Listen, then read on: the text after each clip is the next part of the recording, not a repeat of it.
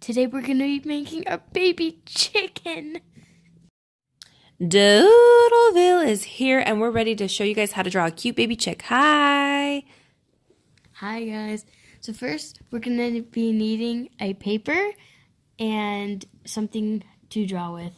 It's like a Sharpie. Let's get started.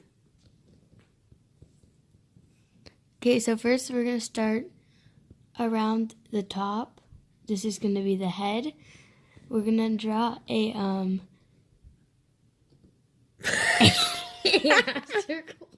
half circle like that, and then two little stubs coming out. Just draw two little stubs. Here's the arms, and then a triangle nose. It's not a nose, it's a beak. I know. Okay, get it together, Krista. And then two little eyes on the side of them. Up more.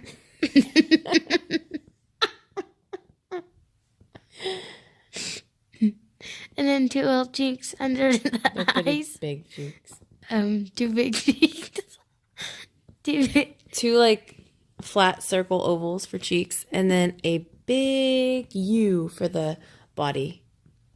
Next, we're going to be working on his legs and feetsy weetsies.